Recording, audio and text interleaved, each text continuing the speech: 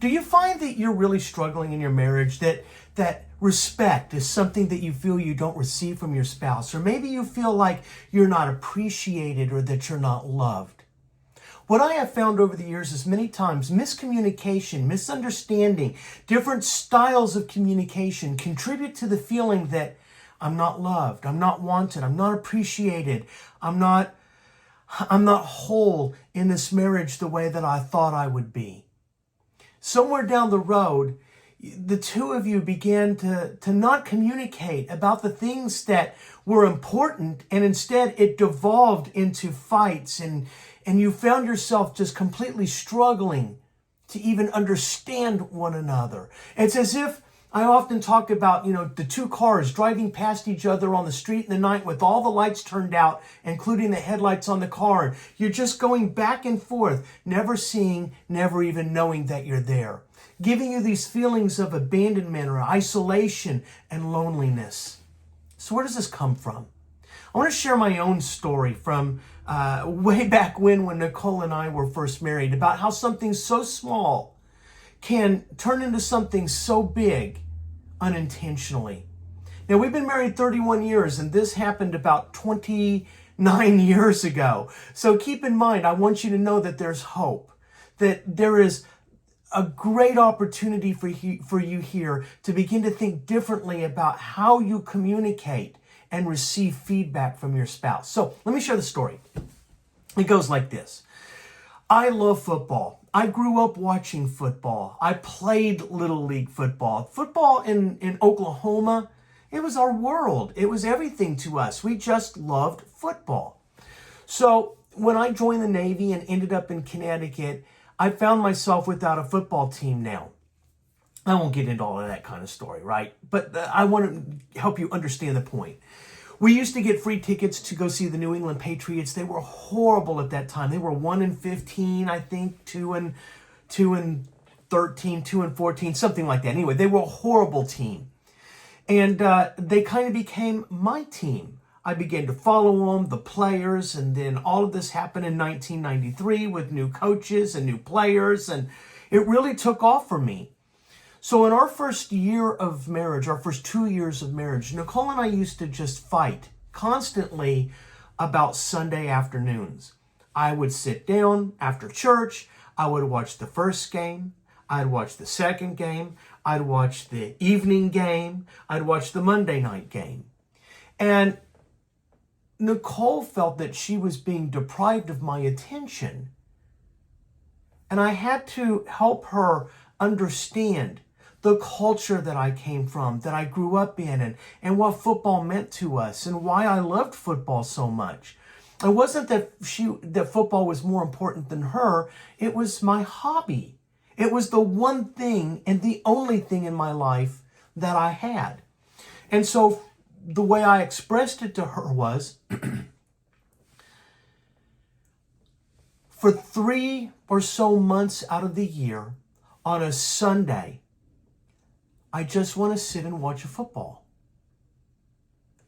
I don't go out with my friends. I don't go and do things without her ever.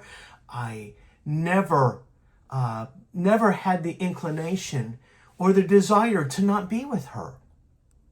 But that was my hobby. And for just a few months out of the year, for a Sunday afternoon or an evening, all I asked is that I watch football.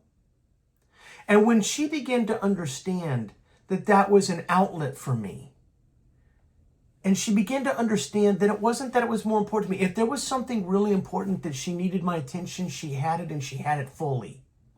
But we fought.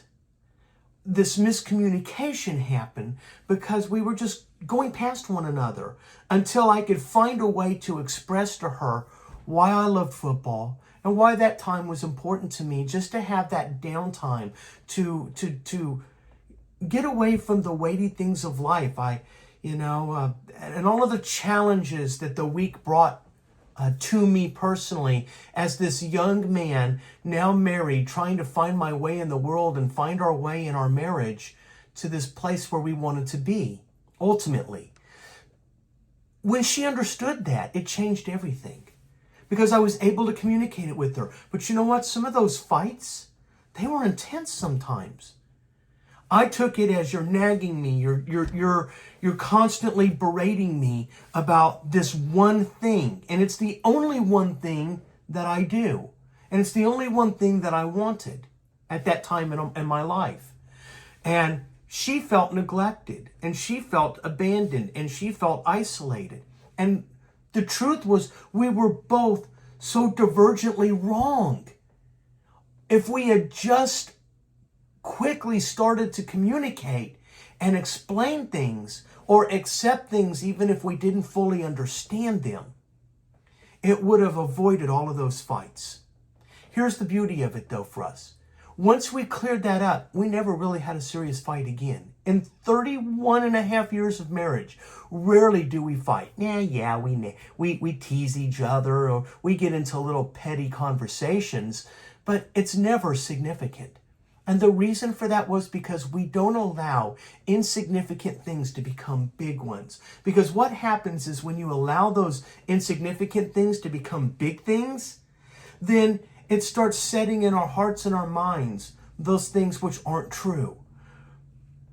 Isolation, loneliness, anger, fear. And fear turns into control, and control turns into manipulation, and then I don't ultimately get what I want. And now I become angry, and anger turns into bitterness, and bitterness turns into resentment over little things that now we start finding all kinds of other things that add on top of it. And as we're adding on to the layers, then it just mushrooms and grows out of control. And it's unnecessary. And it's not practical. It doesn't have to happen. And so here's my encouragement for you today. Have you really sat back to think about what's important? Where can you compromise? What are the things that really have you elevated to a level of importance or significance and it's not? If you can learn how to communicate about how you're feeling in a way that's constructive and that your spouse can receive, then what you'll start seeing is all the things that you thought were true suddenly are not. That you're just miscommunicating. And in your miscommunication, this is where you can begin to rebuild confidence. And in confidence, you can rebuild trust. And in trust, you can rebuild intimacy. All right, I hope this helps you. Leave a comment below if you're on YouTube. Share what your thoughts are. I'd love to hear from you, your experiences, and have you unintentionally let the small things become big things, which in turn are driving more miscommunication and hurt and pain.